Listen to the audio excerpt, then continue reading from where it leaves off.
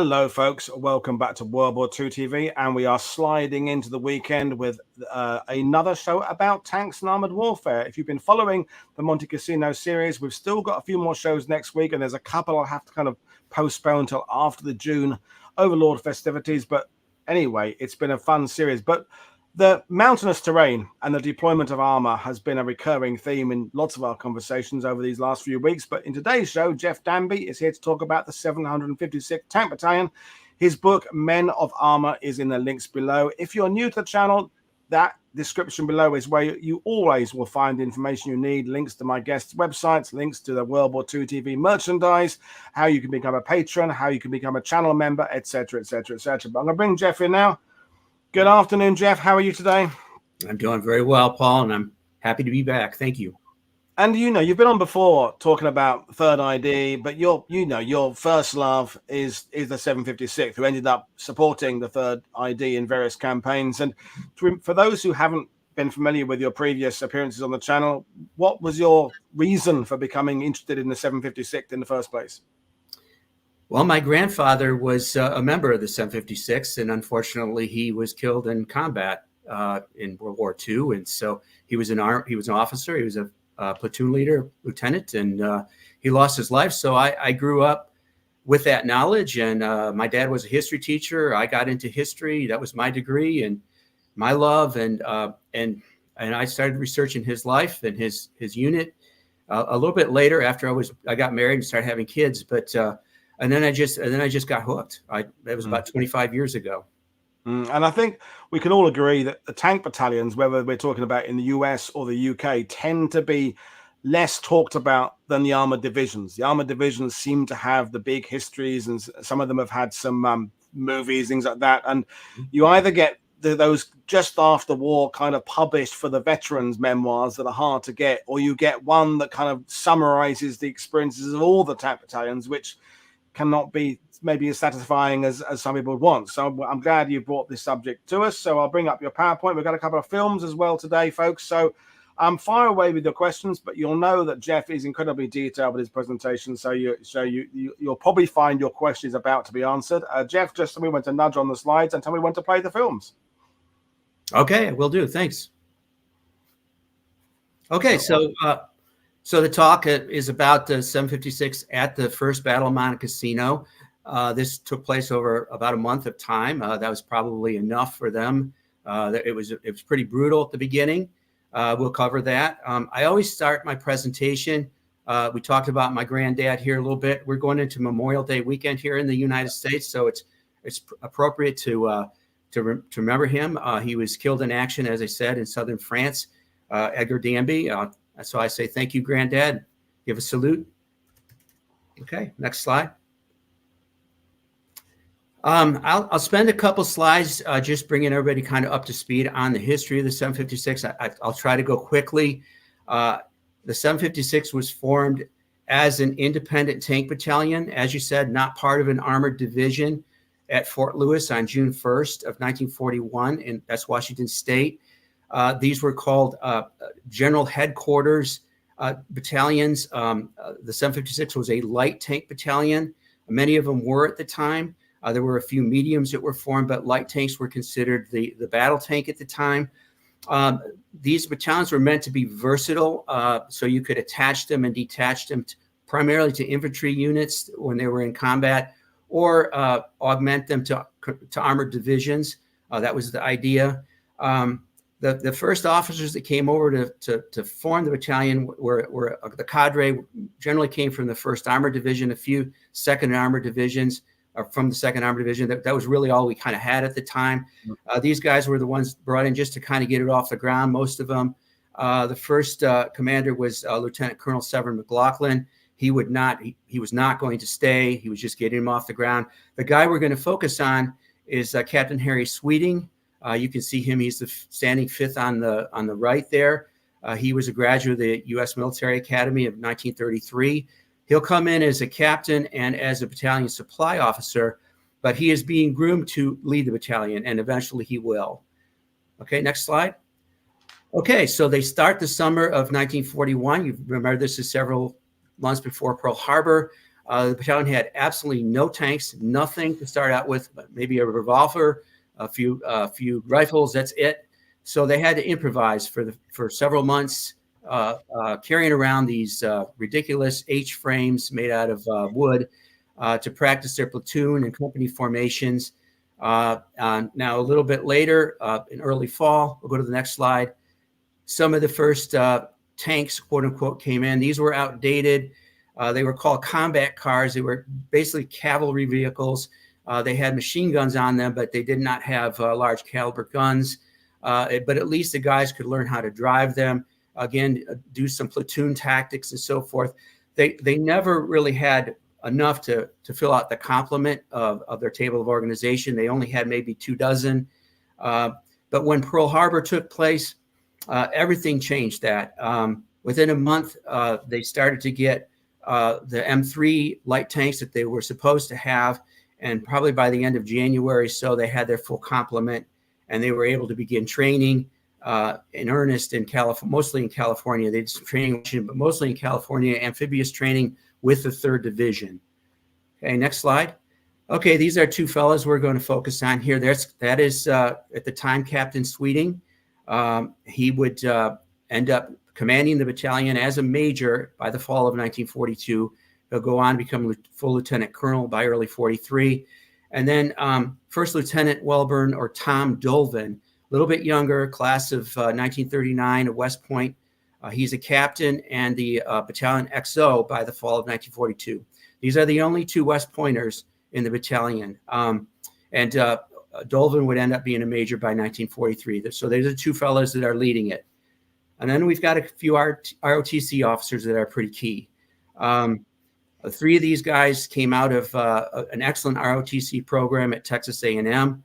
The first one is Lieutenant Edwin Arnold.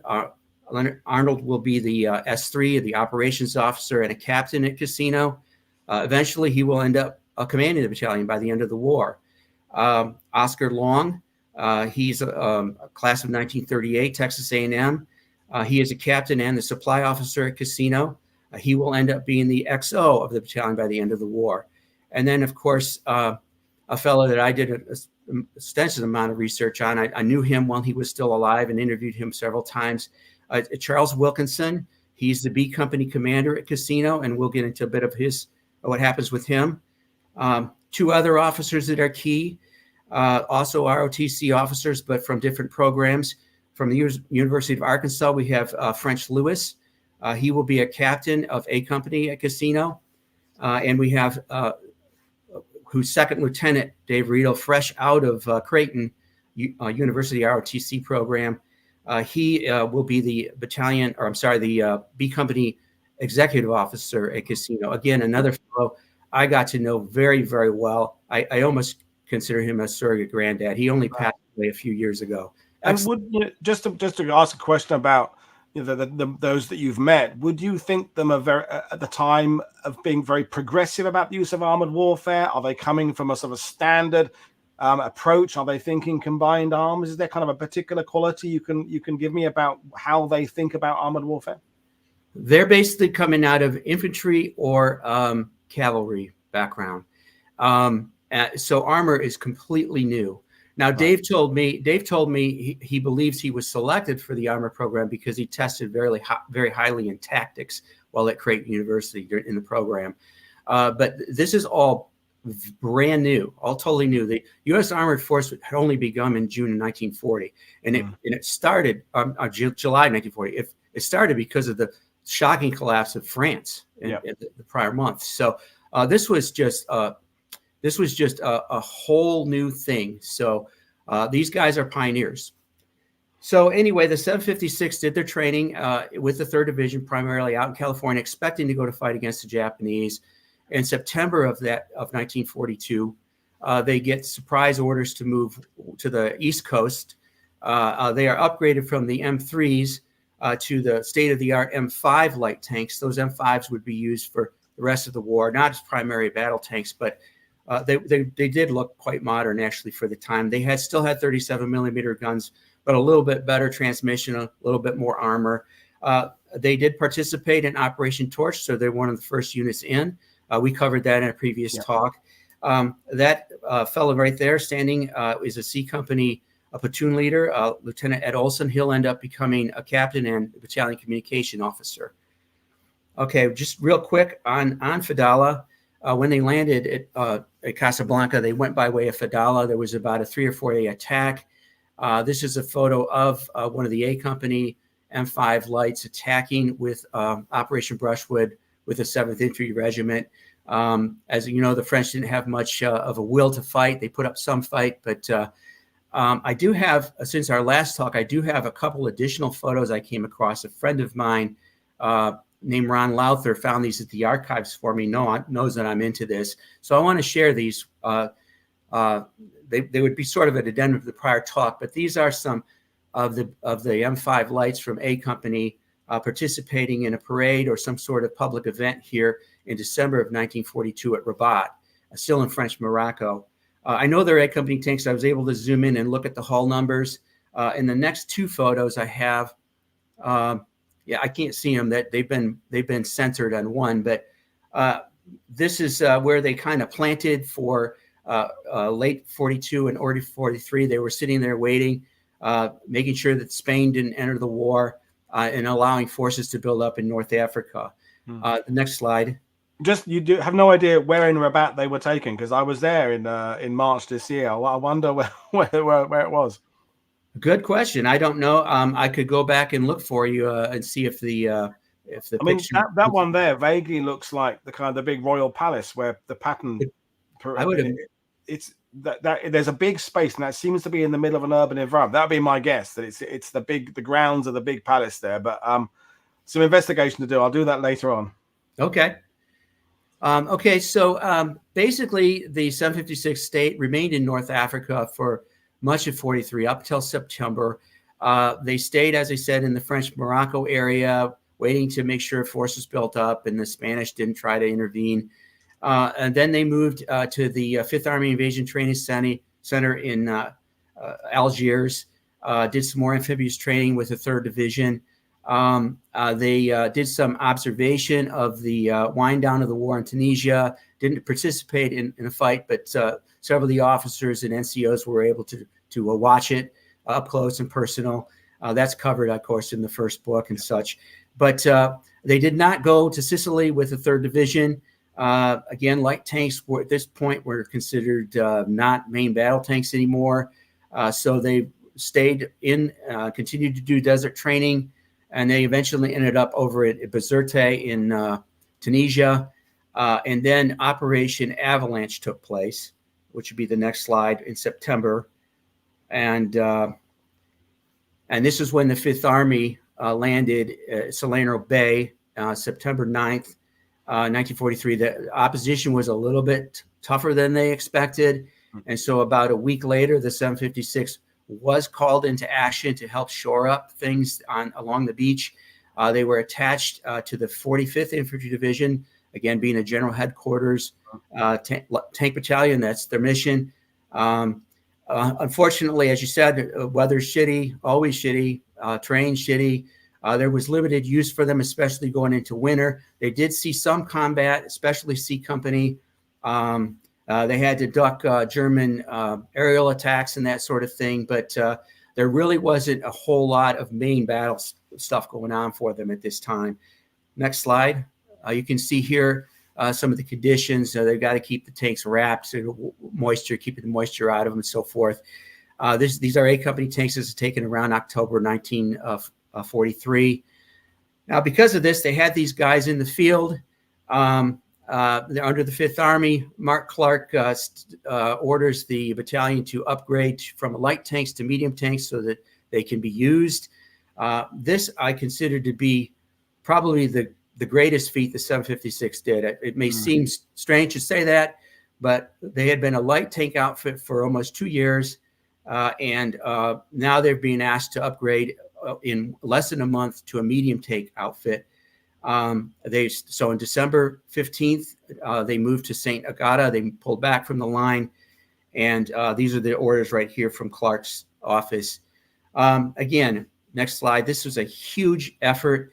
Everybody in the battalion was affected by this change. So you're going from 3 light tank companies to 3 medium tank companies plus 1 light tank company. So A, B, and C would be the M4s, and D would be the M5s. Everybody's going from a 4-man crew to a 5-man crew, so you're integrating a new person in the team. You're going from 600 men in this battalion to 700, so you're now integrating replacements, including new officers. The 75 millimeter guns have to be learned. This is new gunnery from the fellows that were firing 37 millimeters. The roles of the crews change. You now have a dedicated tank commander. He's not also double duty as gunner. So everything's changing. Drivers have to learn to drive 33 tons as opposed to 15. The M5s were light and fun and swift and kind of spunky. The M5s or M4 were plodding, and they had a tendency to throw tracks when you were backing them up in boggy terrain, that sort of thing. So this was a big thing. Tactics also were slightly different, so they had to do some platoon and company tactics in the field a bit. Maintenance, all new to maintenance. And then there's something new that the gunners were taught, and these were these indirect fire methods. Learn to fire more like artillery rather than line of sight, and using tables and having to make adjustments. And again, all this was done under 4 weeks. Okay. Wow. But they must have thought, Jeff, that the unit had enough merit to be reconverted, because at this point, there's nothing to stop the US Army just bringing in a brand new tank battalion already trained on M4s and put them in the field. They must have thought there was something inherently worth preserving about this. Am I on the right track there? I think so, but now that you say that, I wonder if Lieutenant Colonel Sweeting was quite a remarkable person. He may have been quite persuasive too. He was a very aggressive, very creative person, very much a go-getter. So this question may have been presented to him, and he probably could convince the higher ups that he could do it, that his man could do it. That very much sounds like Sweeting's personality. We're not going to really get into a lot of his personality. There's a lot of great things about the guy. There were some things that weren't so good. He lost a bit of the confidence of his men going on because he seemed to be a little bit more cavalier with their lives than they would have liked. But he definitely was a very aggressive, a creative individual. So I'd imagine he probably was asked the question. He said, "Oh, I can do it. Yeah. Let me do it." Yeah, fair enough. All right, so it is fun to kind of look through the training stuff that was retained at the National Archives. It is fun to look through it and kind of see what they were learning and what they were doing. There were certain officers who were given certain responsibilities, instructing responsibilities. Of course, they had to do some of the regular stuff, the boring stuff, the calisthenics. They had to go back over the Articles of War. They had to learn a little bit about the battalion history. If you're a new person coming in, you had to learn about a little bit of lineage that they had. You had to go back over proper uniform and military courtesy. You had to remember refreshers on first aid, that sort of thing. Personal hygiene. A lot of these guys are Depression era. They didn't know how to necessarily brush their teeth, take care of themselves. So the Army had to teach them this and go refresher courses. And then you talk about venereal diseases in units. That was a problem. So these guys had to be reminded to keep their pants on. I'm sure that was an interesting course by Doc Sarno. Anyway, on to the next frame here. So in the end, the battalion has these M4s there at the bottom in profile, and the M5s, mostly now M4s. And that chart there I created for one of the books. That gives you a visual representation of all the vehicles that were involved in the battalion. This battalion is entirely motorized, mechanized. Everybody rides. There's nobody marching. So it's a huge undertaking to change everything over in 1 month. Wow. Here's a photo of some of the guys. I believe this is training. I'm pretty sure it's from the training era. It's possible it's at McDonough, but it looks more like training to me. These are 3 fellas from B Company training for their medium. They look quite confident and aware. Private Gene Palumbo is there on the left. Sergeant Leyland Campbell in the center, and Corporal Paul Turpak. I have each of those three guys have very different destinies. I cover in the book. I won't do it now, but if you want to know what happens to them, you have to read. We look, professional spoiler alert. There you are, folks. You have to go out and buy the books there. Yeah, He's giving you a free presentation, but the really cool stuff's in the book. You know what to do. Right. So here's French Lewis here in combat coveralls. He's there on the far left, and French Lewis and Captain Wilkinson of B Company.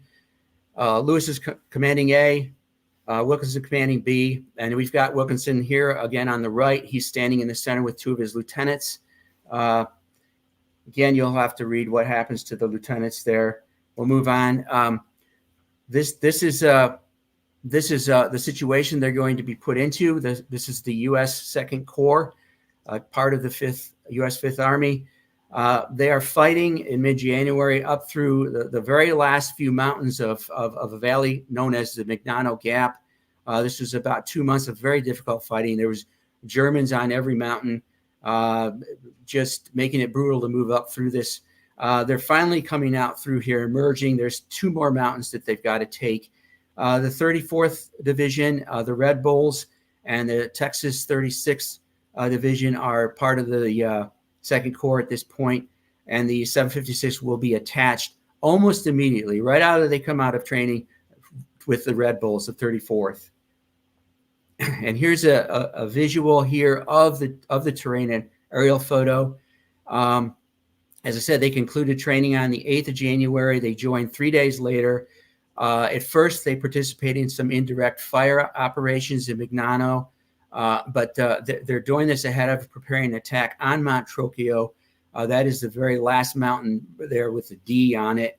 And behind that, this would be looking northwest toward Cassino. You can see the Abbey on the mountain there, right there.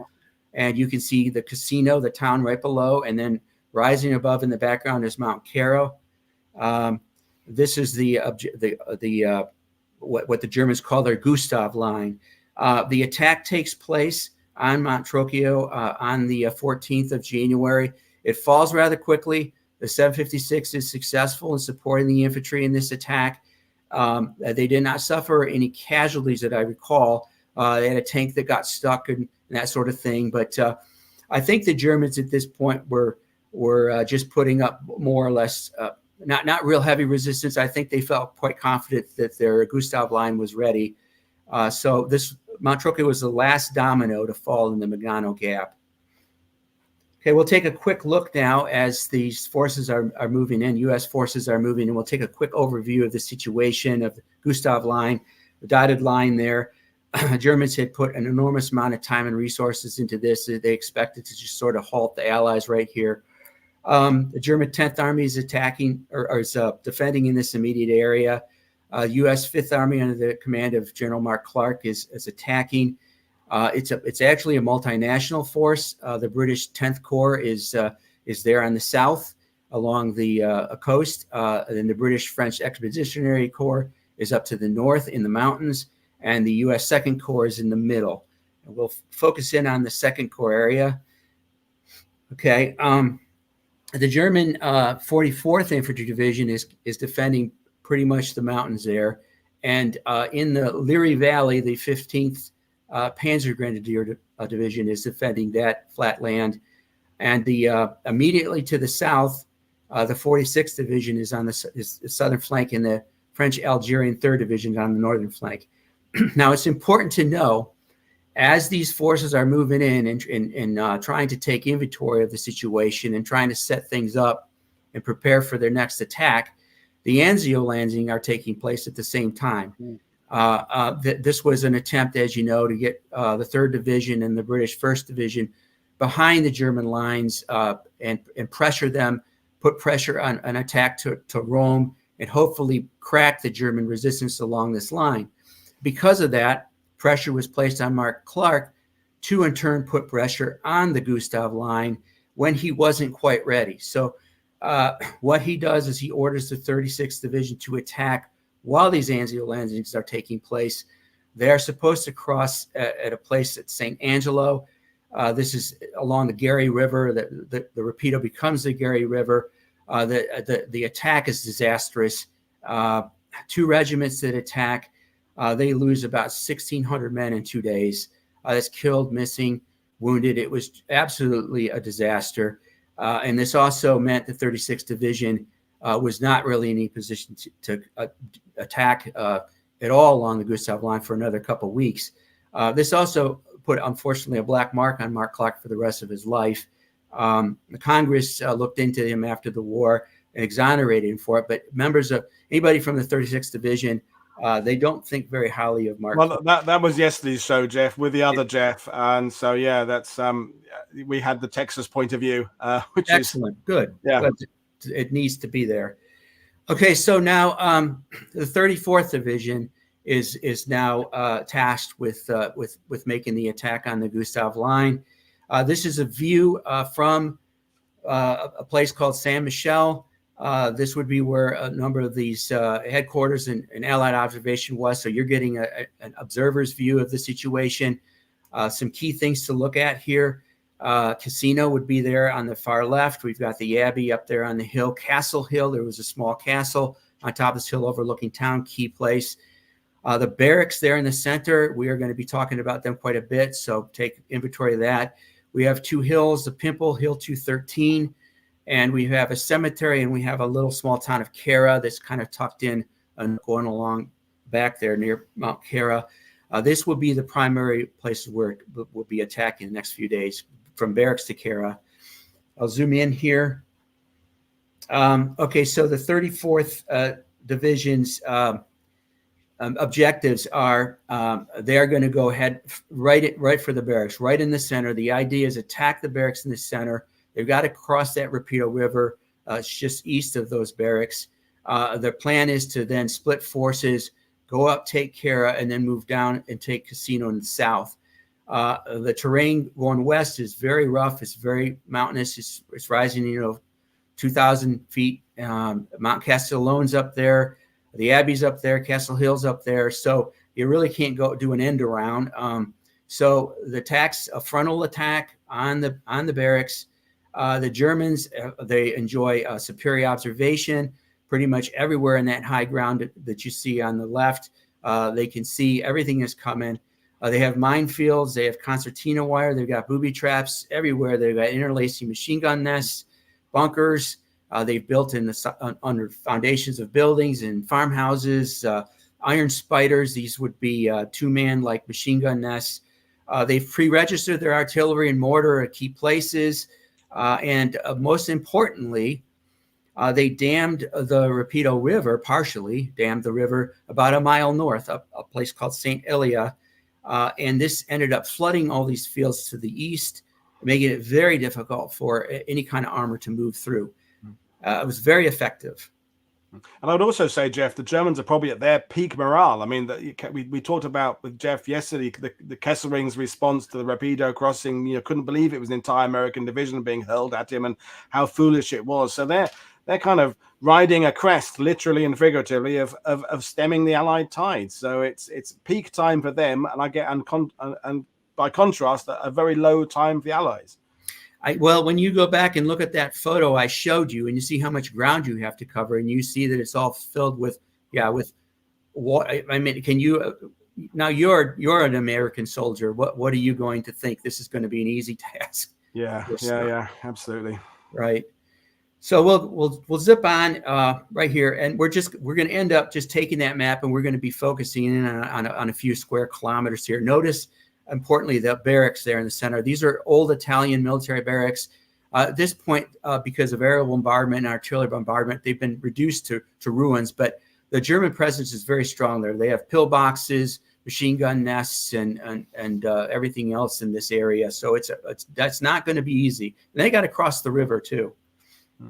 On to the next. So the first attack begins on the night of the 24th of January. The 135th Infantry Regiment will have the northern flank, and the 133rd Infantry Regiment will have the southern flank. Again, the barracks are the direct objective. The attack begins at night. It's successful in that the infantry moves behind a walking artillery barrage. They do get to the river's edge. Some are even able to cross. The Germans, of course, are shelling them with mortar, artillery, and machine guns, fire, and everything else.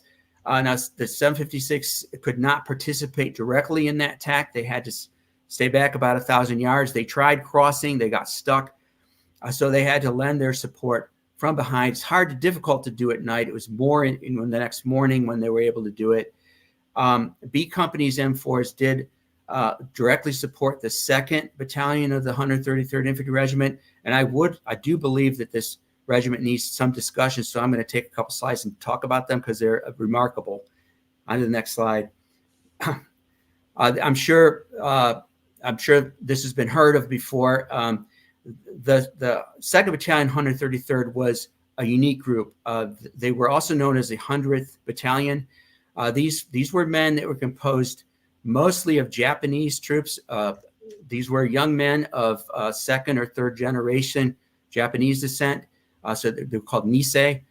There was also a few Koreans and other Asians or Southern Pacific Islanders, that sort of thing. But a lot of them were Japanese. So these guys are fighting, knowing that their parents and grandparents are home in internment camps in California because the U.S. government said they couldn't be trusted. So their commanding officer was this Major Casper Clow. He was also a young West Pointer. This fella was an excellent CO. He fell in love with these guys. He bled for these guys. I mean, literally did. So they when they're making this attack, they're brave. They're aggressive. We'll go to the next slide here. But this attack falters just because so many of them are being cut down. Exhaustion. The casualties they suffered were horrendous. Eventually, after Tuesday, they finally had to pull them back to reorganize. Major Clow was wounded during this attack. For 2 days, he was sitting in a farmhouse that was steadily being reduced down to just walls. Just about everybody in his headquarters was wounded. Dave Redle was up with him for the attack during the day, both days. He somehow miraculously was not wounded, but his radio operator was. This is a photo here. I'm going to just point out. It says down bridge over here. That's actually an error. That's out of an excellent book, but that down bridge that's going to be further up north, upstream. That bridge is actually intact because that will be the next attack. But I did want to go on and just mention as a final thing about these fellas on the next slide. Major Clow was interviewed by the newspapers a few months after these attacks, and he just gushed praise on these guys. He said, I don't think I have it here, but he did say that if he was offered to command like special service force troops or special forces troops or these guys, he said he would choose these guys. That's how highly he thought of them. And just to interrupt, Jeff, and for the viewers, I'm putting the link up there. Sasha over at Mother of Tanks did a 2-part podcast about this unit, one pucker. So you can go and find out information there with her experts. There's two podcasts to listen to with even more information about this amazing unit. Well, it's not just my words saying this. This is Dave Redle that told me this too. Dave Redle's passed. I'm saying it. Dave's gone, but I'm passing on Dave's words too. Dave was there. Yeah, brilliant stuff. Okay, so because this first attack faltered, 2 days later, a second attack had to be formulated. This would shift north to that place that there is a bridge intact there. Tanks could cross that bridge. It was a single lane. I believe the Germans kept that bridge up because they didn't expect Americans to get that close to the bridge anyway. And they were using the bridge, I think, to service their minefields and such on the other side of the Rapido. This time, the 168th Infantry Regiment that had been the reserve regiment in the first attack would be utilized mostly. Now, again, the Rapido has to be crossed by tanks and infantry. And the engineers, in order to overcome these flooded fields, they had to hastily construct these, what they called corduroy roads. Yeah. They put all these logs together, try to band them together as much as they can with baling wire and whatever they could do. Some of this corduroy road was actually underwater, so they had to mark it off with flags. And and they couldn't do a very good job, and they couldn't even get it all the way to that small bridge. But the attack went off anyway. After the B Company was in the lead in this attack, by the way. After a first few tanks cross that corridor road and get to that bridge area, it fails. A number of other tanks got hung up. They fell off it, slipped into the mud. But a young fella named Lieutenant Wayne B. Henry from Illinois, he's actually the hero of the day. In my view, I think it's inarguable. He was able to get his tank across the bridge, lead the way. 2 other tanks from his platoon were able to get across. Captain Wilkinson was the last tank to cross.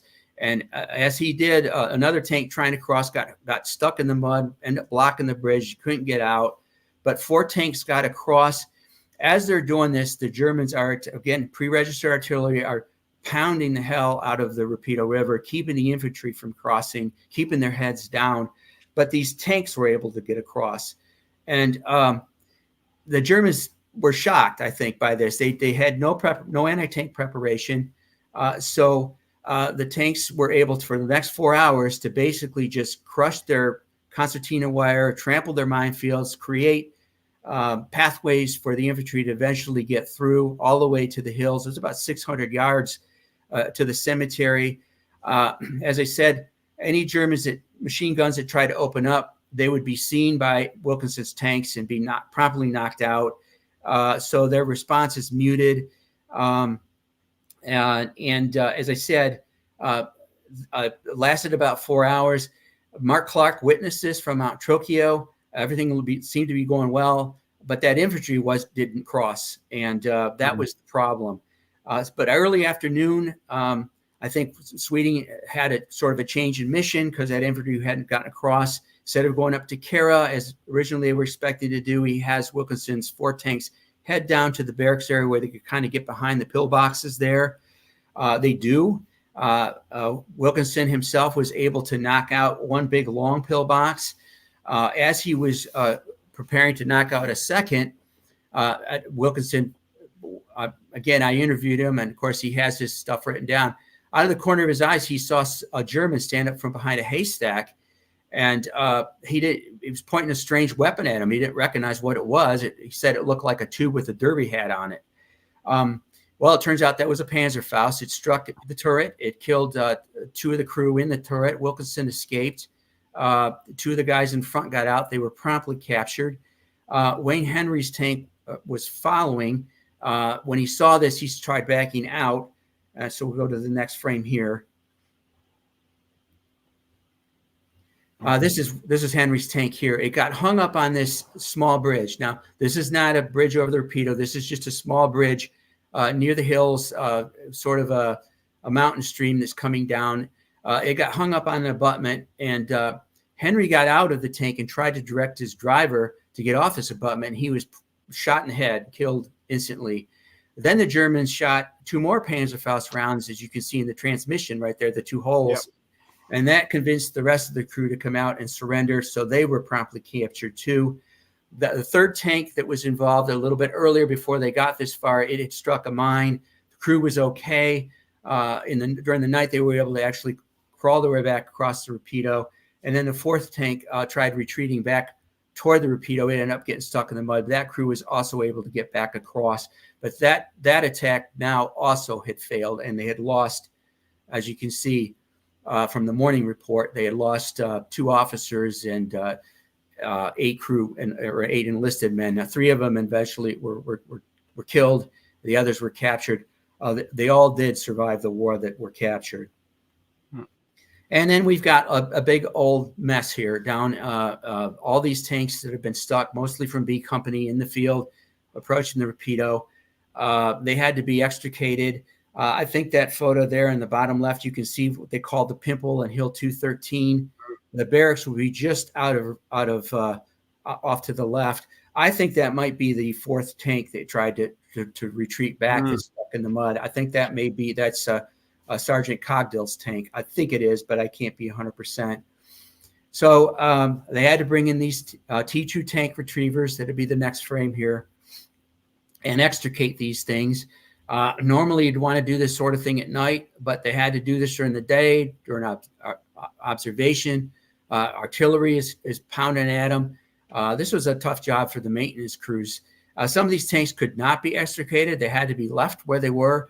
This is photo right here is a B Company tank that was just left. This is during the summer of 44, still sitting there. So the job is now for B Company. The job is now falling onto the shoulders of Dave Redle. He becomes the captain, the company commander, and now he's got basically a company that's just stuck in the mud. So part 3 of the attack, well, those tanks are being extricated. 2 days later, A Company will now be involved in this. But there is this brilliant engineer named Captain Walker Sorrell, who came up with the idea of completely damming the river further to the north, shunting it off into sort of a stream that was dry. That way, and allowing the tanks to cross the river. Sweeting saw this as an approach. He saw this as a defilade approach for tanks, and so he created a plan to send a company all the way north and use this as a sort of a highway to get down there. There's also a ford that appears with the river rapidly drying up. There's a ford that appears just north of the bridge that the tanks can cross. The bridge is blocked because of tanks in front of it. So Captain Lewis's A Company tanks start crossing across this ford just to the north of that bridge. He gets about 5 tanks across. The 6th becomes stuck on the ford, blocks everybody else, but at least he's got 5 across.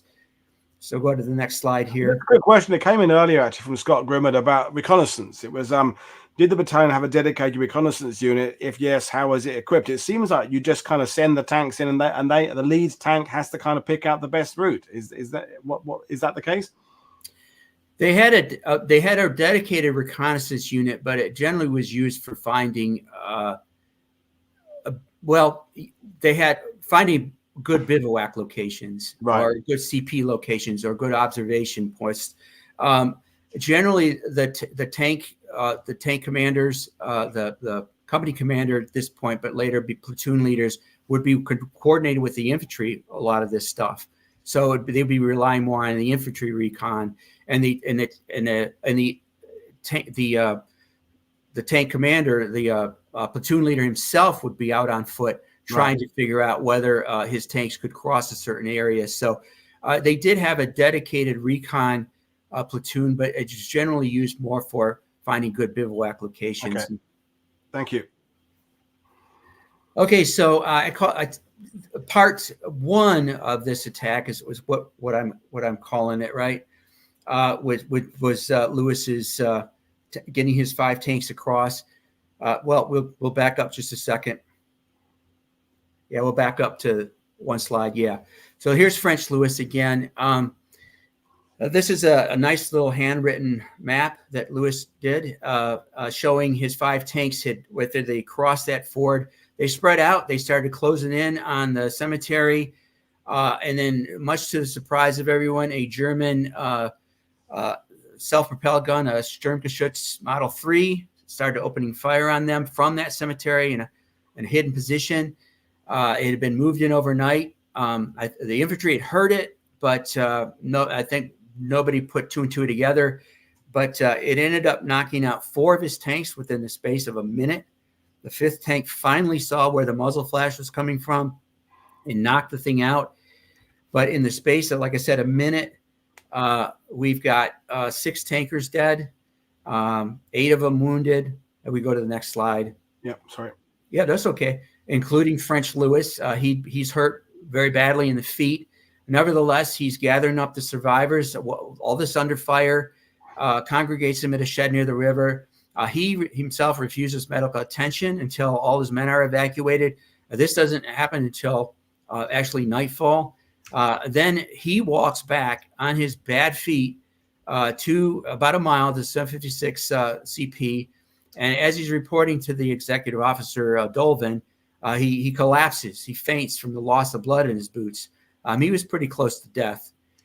He ends up being evacuated, hospitalized. He does actually return to the battalion a month later, and he did survive the war. And I did have a chance also to interview him too before he passed away. He's another fascinating person. Wow. So the attack shifts, or attack now shifts to Sweeting. Sweeting is going to actually lead the next attack because B Company, so many tanks were stuck in the mud. Major General Ryder secured C Company, the 760th Tank Battalion, to be temporarily attached to the 756 and put under Sweeting's command. So Sweeting has those tanks go all the way to the north. They come down that river under cover of smoke. Also, that ford in the river in the meantime is cleared of the tank that was blocking it.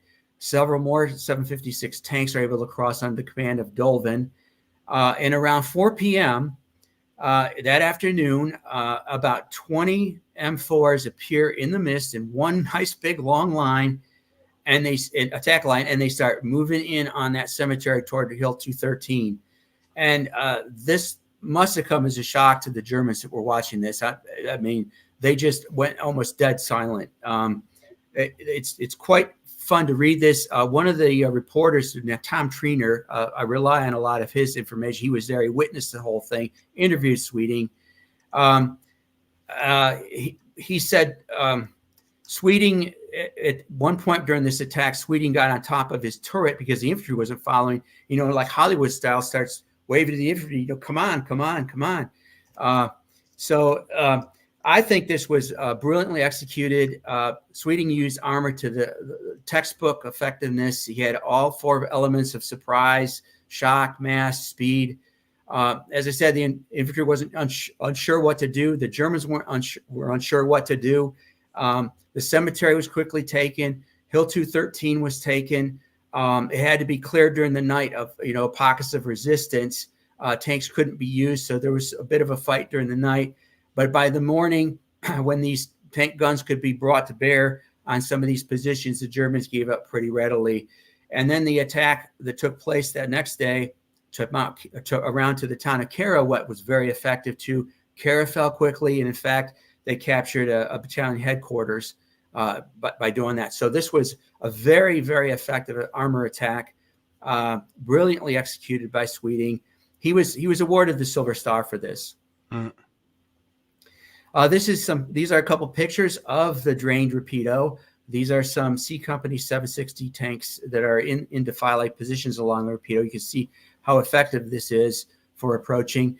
In fact, the 756 would use this for the next few days to ferry in supplies. They would use the M5 light tanks to carry in gasoline and ammunition. Here's some more pictures again. Same thing. We can move on from that. Now, what this attack did is there's a little pocket right along Hill 213 there, right along that hill that is under the trajectory of German artillery. German artillery from the west or south can't hit them. Some artillery from the north can still get them. But this is a bit of a safe zone. So they can stage now from this area. And as I said, they took care quite readily. Now the next attack is going to be onto the barracks. So they've got a new axis of attack from the north as well as from the east. That photo right there is taken from that area. You can see how desolate it is. So that's the cemetery kind of there in the haze. This is looking north. And stuff. Okay, and this would be the barracks. You can see they've been pretty much pulverized. But there are numerous German pillboxes in this area. There are also several German Sturmgeschütze that are also hidden here. So takes about 2 days to dislodge them, and when they finally do, this is kind of what a ground view of the situation, a composite photo I put together. Next picture. This is a ground view of that. That is a road leading up to Hill 213. And if you were to turn around completely 180 degrees, you'd be looking down into Cassino. And just amazing slides, by the way, Jeff. Just you're giving us a fantastic narrative, but a visual treat as well. Thank you so much. You know what this reminds me of? It reminds me of World War I. I was just going to say it's got a whole Verdun kind of vibe to it there, or the Somme. that's kind of the other overarching theme of this Casino series, just the total destruction of this area. I mean, the amount of firepower launched at these areas, and the villages and the towns were destroyed, and crazy. So so here's some more ground photos. This is some of the barracks that are still somewhat intact. The Germans, along those foundations had pillboxes, and they had places to still hide those German SP guns. Those guns were only about 6 feet tall, those Sturmgeschützes, so you could hide them pretty readily. Next photo I thought is quite interesting. This is some American soldiers that are going through some of the papers and such of a German soldier that's on the ground near one of the holes. I want you to pay attention to the guy that's standing there, which looks like a toilet plunger. That is a Panzerfaust. When these guys, they did happen on these. When the guys from the 34th, it looks to me like it's a Panzerfaust 30 gross. Somebody that knows this stuff better might be able to identify it or positively for me. But the fellas that ran across this, the intelligence officers, the G2 office of 34th Division, is quite fascinating to read through their journals. They were surprised the Germans had a bazooka. My belief is, and I can't prove it, but my belief is that Wilkinson may have been the first, certainly American tank or possibly Allied tank on the Western Front to be knocked out by one of these. They were surprised, and so they thought they had the Americans, of course, had a bazooka, and they recognized that that's what it was basically a bazooka. Yeah. But they didn't realize that the Germans had them on the Western Front. Here are two German Sturmgeschützes that were found at the barracks. I think one had mechanical problems or some other thing had been knocked out. These photos come from anybody can download it. It's at the Combined Arms Research Library at Fort Leavenworth. It's a report of the new weapons board. This is an excellent thing. A number of photos of Cassino are in here that I used for the book, non-published photos.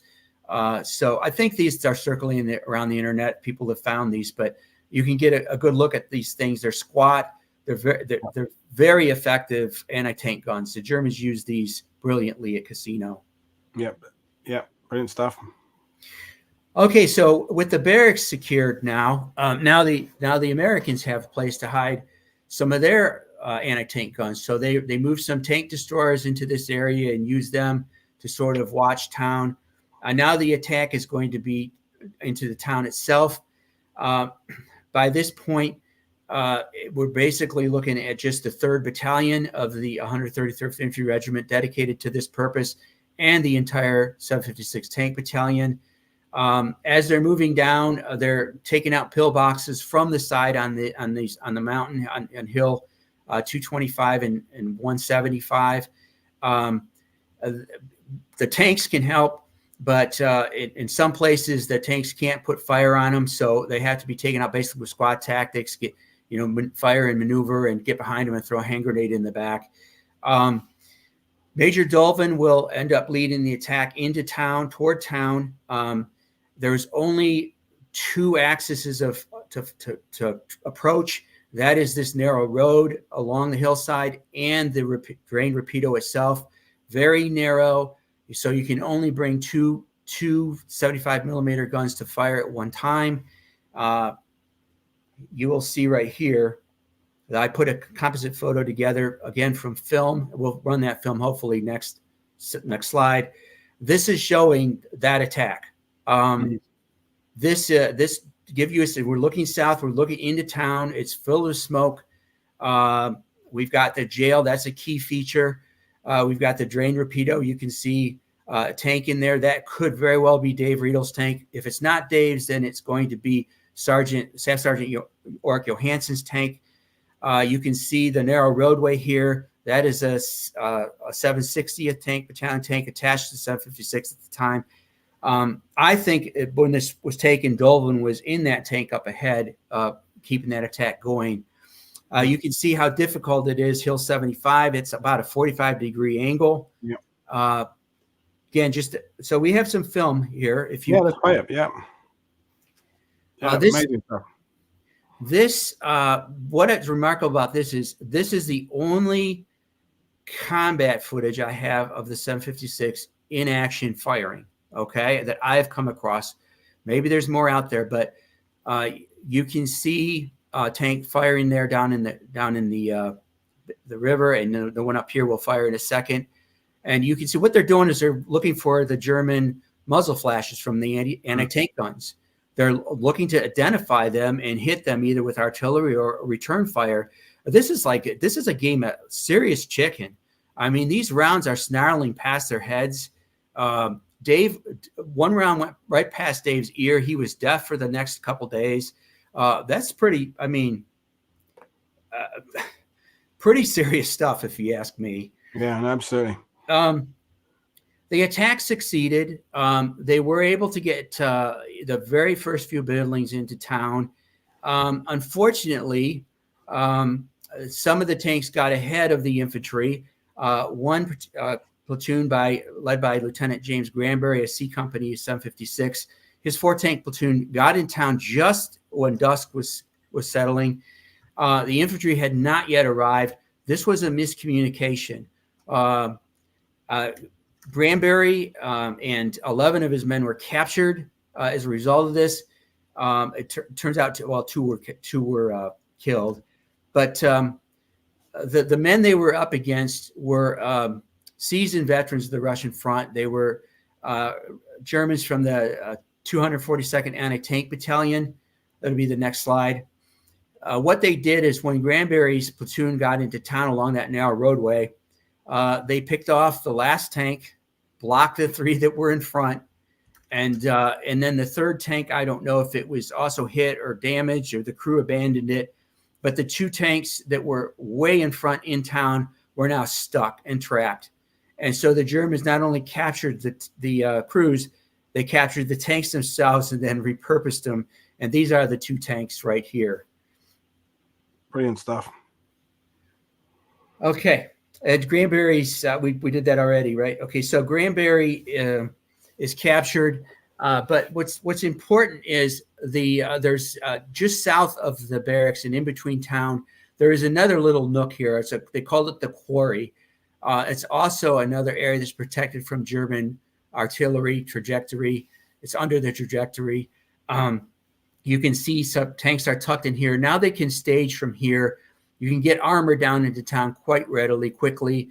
Infantry can stage from here. So now it's about building on the gains that they have at that entrance to town. And we have some footage, I think, too, of that a little bit later. But let's take a moment and let's just take a quick look of what it looks to look back out east. And you can see all the flooded fields there from the drained Rapido and how difficult it is. And you can also get a sense of what the Germans could see from these hills. This was taken in the hills, just kind of above the barracks area. So you can also see these walls. The Germans had plenty of places to observe the Americans moving in. These are some photos next of some of the fortifications the Germans had there. This is what the Americans called an iron spider. I don't know why it got that name, but that's what they called it. This pillbox could have been taken out by one of Wilkinson's tanks. This is a little bit north, I think, of the barracks. This is a T2 tank retriever pulling that out from the 756. Down here is a little bunker. This bunker is right above the quarry. My belief is that was probably taken out by squad tactics. We've got a dead German there at the entrance. Again, they had to put fire on it, maneuver, toss a grenade in the back. Very, very dangerous, very dirty work. This next slide will show you, again, even just the terrain, how rough it was on the tank treads. It was very easy to throw a track with a Sherman. I just get bogged in the mud, try to back up, and it's gonna come right off the sprocket. The next photo, this shows one I believe has been clipped by an AT round in the rear idler wheel there. My guess is this tank was backing up. I think this is maybe closer to town. It was backing up, and you can see it through its track forward when that track was clipped. All right. This, again, is the quarry area. I put together a composite photo. We'll see that film footage here in a minute, kind of showing you the grounds. We've got Hill 225 here. Again, it's a very steep slope, about 45 degrees. Tanks tucked in where they can't be hit. We've got the barracks area there, kind of white rubble that's in the background. Road coming down, very narrow. Drained rapido, very narrow. We've got a down footbridge. And now these tanks are heading into town. When these guys went into town, they called these milk runs at the time. They would go in, support the infantry, expend all their ammunition, taking out a house, taking out a basement, and so the infantry could go on to the next house. It was house-to-house fighting, and they expend it all, run back up, get some more ammunition, and go back down. And we got some film footage here of them leaving the quarry, which I think is fascinating to watch. He's carrying some ammunition canisters up. This next one, you can see a medical half track there. You can also see a tank destroyer there. And we've got about, 7 or 8 of M4s that are starting to head into town. This is just a few hundred yards north of Cassino. So again, this is, I guess, technically combat footage. They're not firing, but this is. Let's play it again. It's very short. We'll play it again. Okay. Amazing footage, and it's the echoes of what we've been saying during the series is that there are things that don't go well for the Allies. There are things that do go well, just days apart and miles apart. The battlefield is such a confusing one. It's for every gain there's a loss, and every loss there's a gain. Yeah. Brilliant stuff. Thank you, Jeff.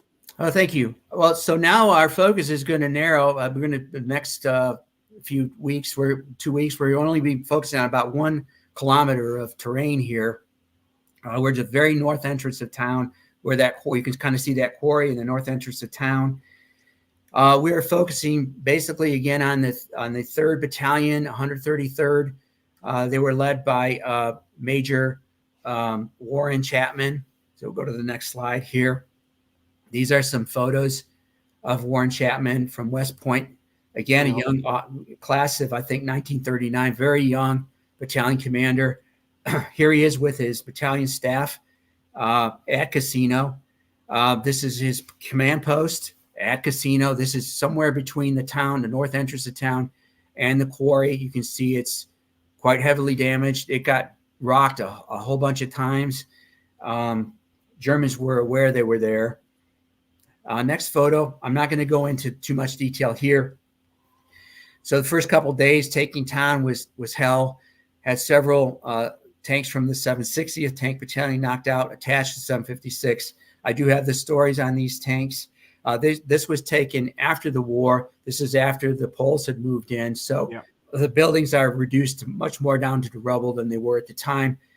But these tanks were still there, knocked out. You can see the holes in them from the German Sturmgeschütz rounds.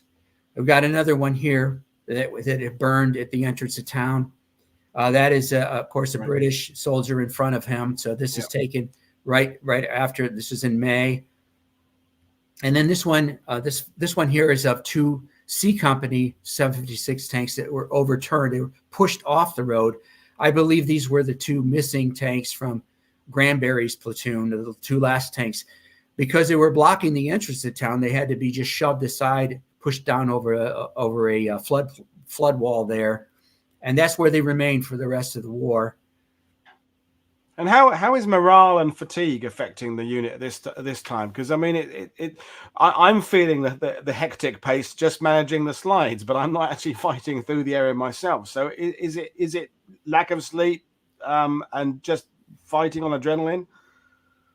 It was absolutely brutal. I'll tell you what Dave told me. Well, it was hellish. I mean, there were body parts. It smelled like a sewer. It smelled like death everywhere. That stuff, it permeated your clothes. You were covered in mud. You couldn't eat properly. It was cold. Dave told me that he got to the point. Dave was a religious man, but he got to the point where he decided he wasn't going to survive it. That he just, in his mind, he said, I'm not going to survive it. And he said, but believing that made him think, it just made him able to concentrate on his job.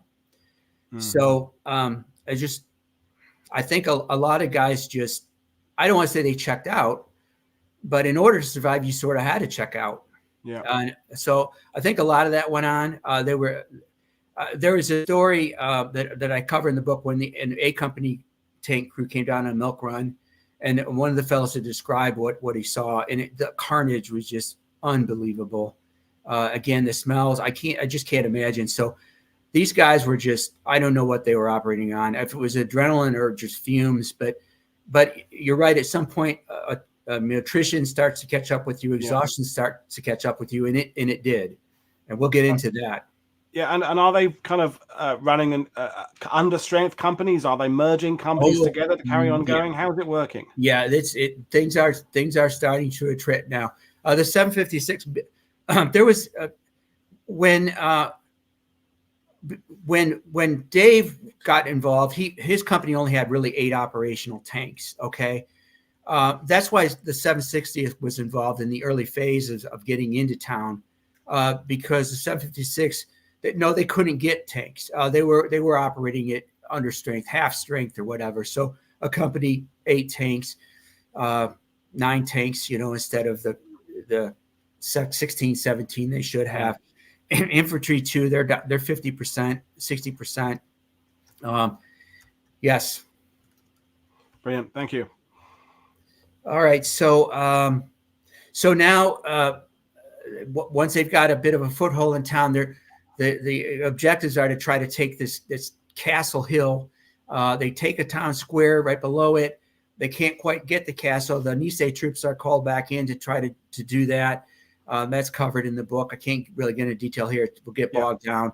The jail, there's a jail here that's basically a fortress.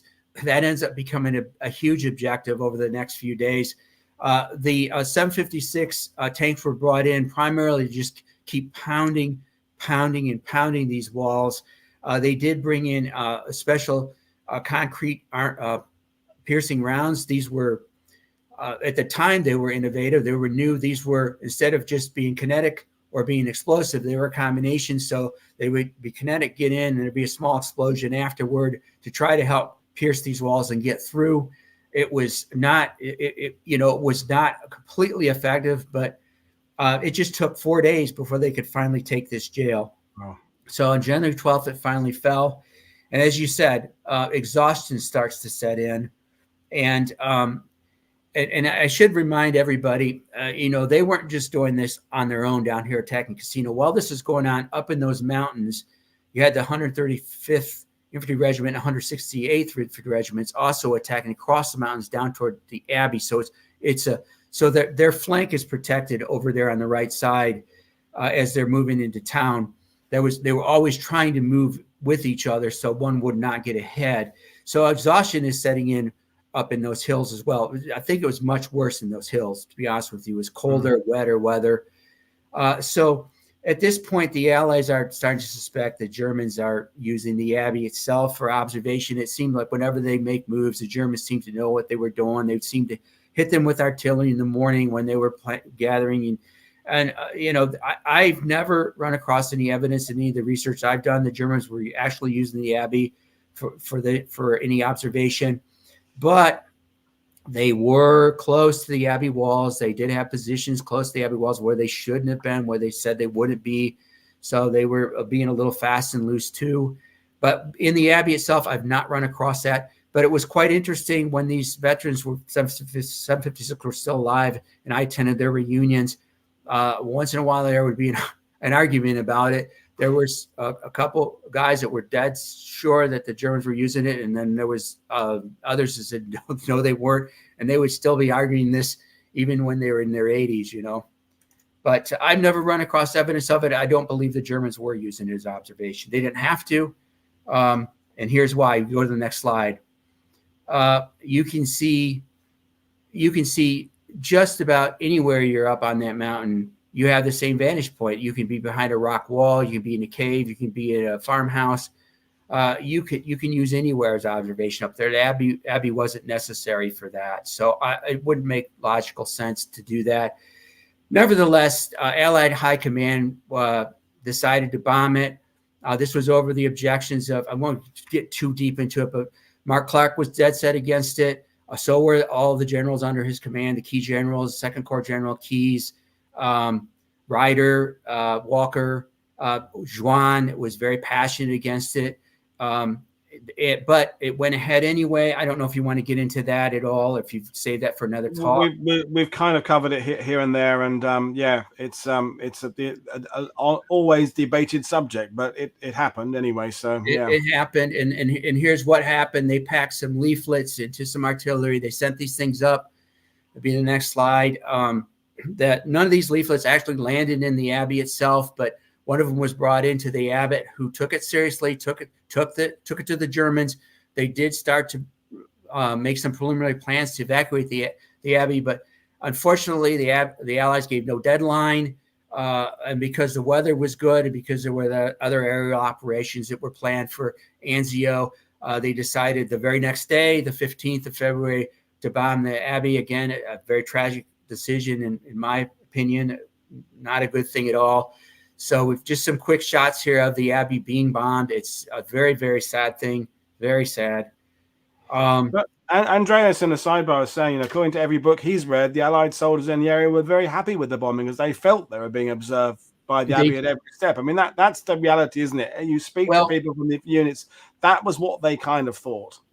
Well, yes and no. When this happened, it was very interesting. Everything I read about it, when this happened, everybody knew it was happening. The planes were coming over, and everybody knew. So it ended up being sort of a spectacle. Everybody sort of stopped what they were doing. They climbed up in trees. They got on top of walls and watched this happen. But there was a mixed response. Yes, there were a number that were cheering.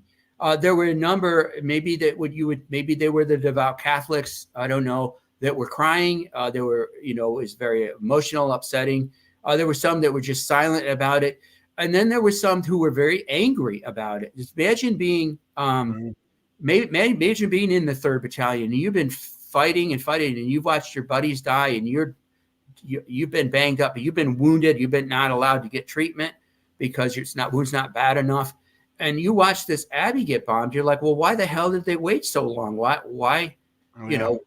Okay, so you had a whole gamut of responses, but it's true. There were cheers that went up when this happened. All right, the 756 was right there on the ground while it happened. This is C Company tanks of the 756 that were right in town, in that north section of town. This is another composite photo I put together. These are photos out of that report of the new weapons board. They had some photographer down in one of the tanks taking photos while this bombing was taking place at the Abbey. Now, the mission of the 756 that day was to go down, and while this was taking place, place fire on Castle Hill. You can see the little castle that's on top of the hill that's overlooking town. Again, an objective. Germans were using this. They could not quite dislodge them from it. They had the jail, but you could not knock them out of this Castle Hill.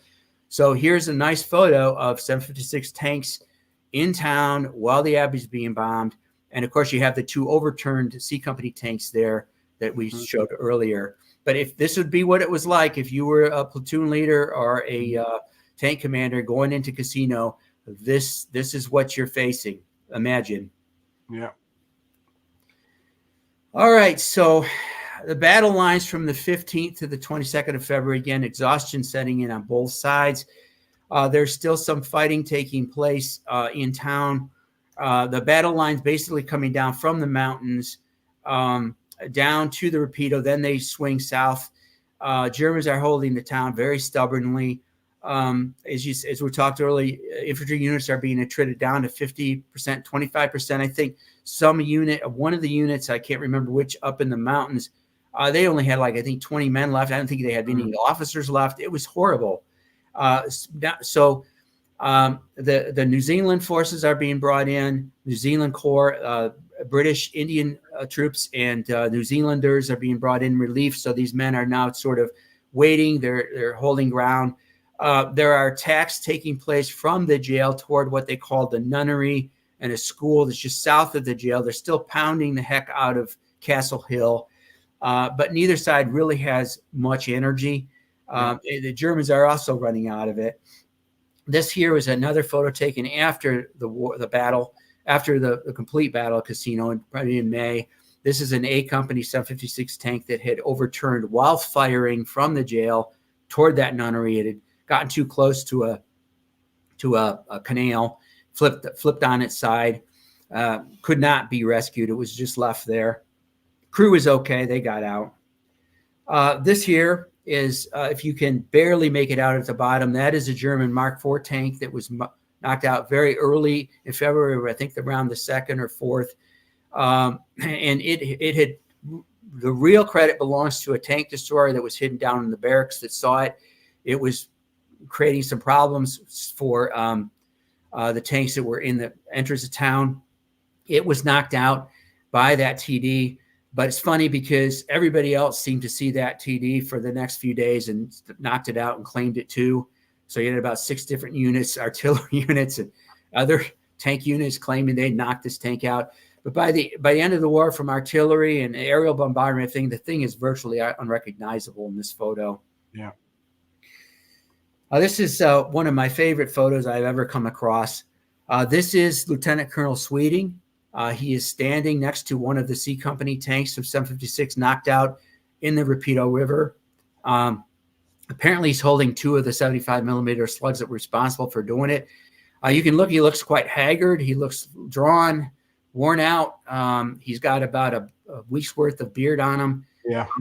It doesn't, you're not going to see it in the photo, but I know for a fact that overcoat he's wearing's got several machine gun bullet holes in it, where he was narrowly missed hitting him from a observation exercise he was involved in.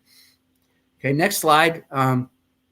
This is essentially the battle lines by the time the Brits and the New Zealanders came in. You can see the 134th or 135th, 142nd from the 36th, and the 168th from the 34th up in the mountains, holding that ground. 133rd down, holding positions closer to town. This is one of the final photos before the 756 left. One of their ambulances up near Cara had been hit by a German artillery barrage. Fortunately, nobody was hurt in this or wounded or killed. They had taken cover during that barrage, but the ambulance was left a mess and had to also be left on the field there. That is Doc Sarno, the beloved battalion Captain Sarno, the battalion surgeon. Those are some Indian troops there. Everybody's smiling, happy. I think Sarno's happy probably to be leaving. And next slide, we have a list of all the abandoned tanks that 756 had to leave on the battlefield. I think about 25 in all. 3 of them were light M5s, knocked out, burned. Headquarter tank, that was Dolvin's tank, knocked out along the approach to town. 6 A Company tanks, 5 B Company tanks, 7 C Company tanks, 2 of them that had been captured by the Germans. And then we had 5 C Company 760th Tank Battalion tanks also left on the field. 756 lost, 30 men killed outright, 16 captured, 51 wounded and evacuated. 15 had life-threatening injuries that they would not return. They had 6 that were injured. You know, it's dangerous business being in a war, even if you're not fired on. They had to be hospitalized. There were 24 also that were wounded but remained on duty. And the 760th that attached to 756 also lost 6 men and 11 wounded. At the end of the war, there were still these tanks sitting stuck out in the mud. And this is one of them being cut down for scrap. This is a B Company tank. I think the name of that is Brownie, if I can make it out. I don't know to which crew this belonged to, but Brownie would be a B Company tank. And here are just some thoughts of mine of why the first attack failed and the ultimate objective, taking Cassino and the Abbey. When the 34th Division was brought into attack, they were already somewhat degraded by fighting several weeks in the Magnano Gap. This observation comes from Redle. That is Dave Redle's observation of things. He believes that the attack, Wilkinson's attack, 27th, might have been more successful had the troops been fresher. He also believes his attack toward Cassino itself, he might have been in town, I think February 1st, he had troops that were properly up to strength. So the attack was done with understrength troops. An observation I made, one that came to my mind, is a lot of the enlisted men had received promotions because they were under strength for this attack, and they were still kind of green. So you had PFCs are now in corporal or sergeant positions, and so they're less certain when the attack was underway and what to do. So that hesitation did not serve them. The other big one, this is Colonel Sweeting's observation in his after action report, that there had been no tank infantry training prior to Cassino for either unit. They had not trained together. There was no familiarity among the officers or men. This led to some serious communication errors, one of them being that Granbury incident when the tanks thought the infantry were going to be following or right with them, and they weren't. Sweeting ended up adjusting how he did business. He ended up spending a lot of time in the infantry with Colonel Marshall and the headquarters, so that there wouldn't be these problems.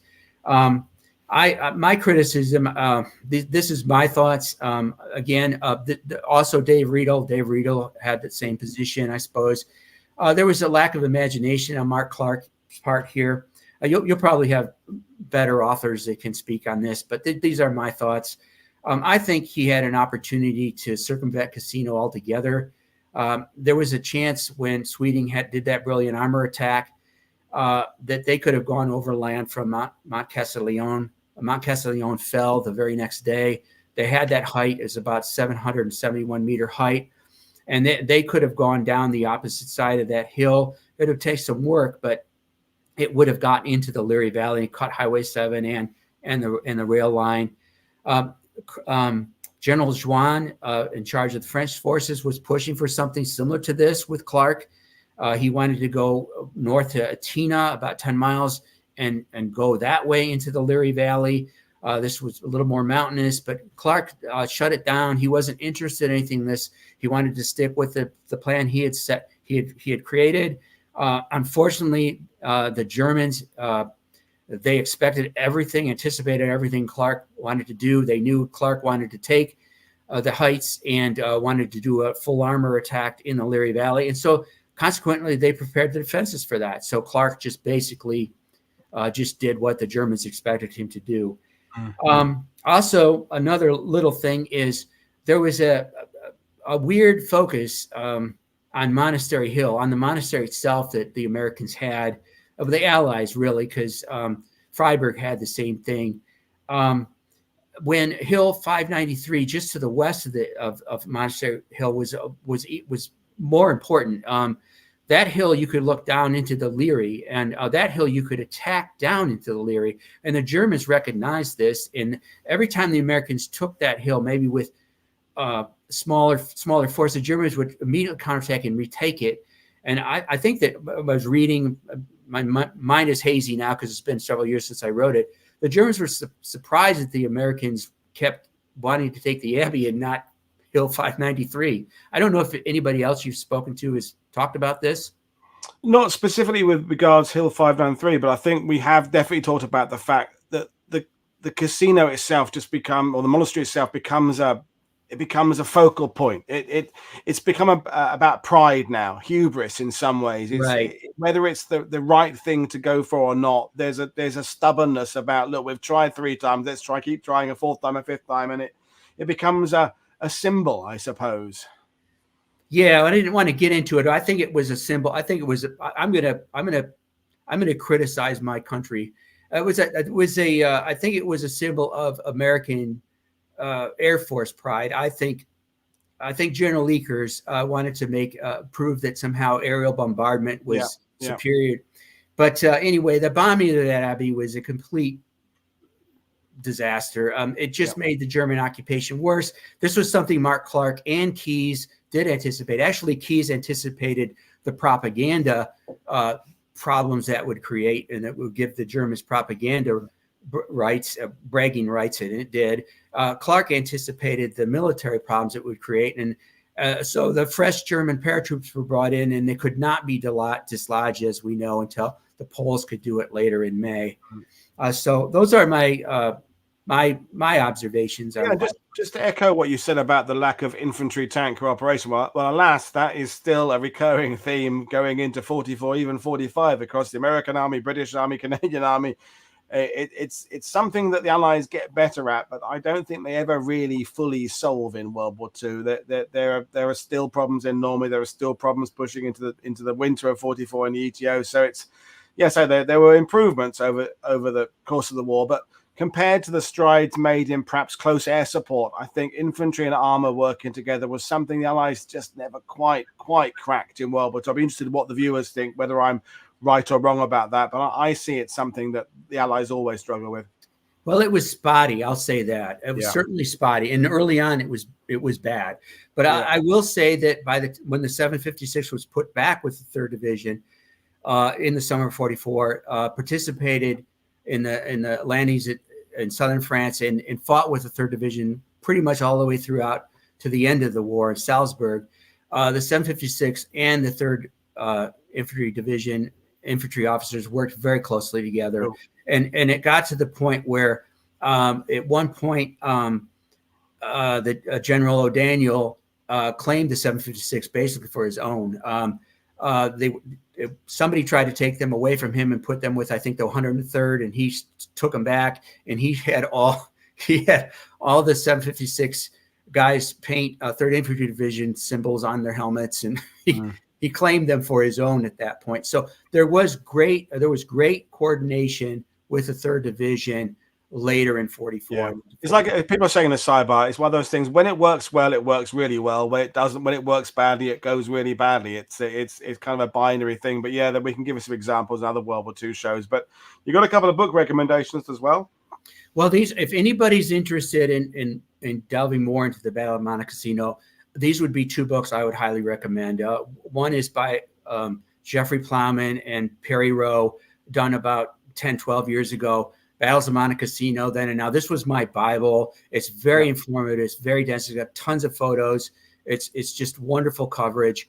Another book's kind of out of print years ago, but this focuses more on the Abbey itself and what was done to sort of preserve the treasures there. There were some very, very good German officers who preserved those treasures, kept them even away from Hermann Goering and people like this. So it really goes into sort of what was going on at the Abbey throughout the war. So those are 2 books I highly recommend. And Jeffrey Plowman is on Thursday next week. So he's going to be covering some of the same ground as you, but from his different point of view, covering the New Zealanders, covering the other aspects. So looking forward to that. Okay, excellent. And then there's your thank you. But of course, we must plug your books as well. Well, thank you. Please do just put them up so people are aware of them. I also have something, I think, of my websites where people can be aware of those as well. I've got a slide there. I think that's the next one. Those were awards for both Men of Armor. I'm very proud of those awards. It's from U.S. Army Historical Foundation. I won a Distinguished Writing Award, the top award for both. The book did for years 2021 and 22. So I'm very proud of those awards. You can show my websites. I did want to know if anybody had any questions or anything that wasn't clear. There's a lot to cover in a little bit of time.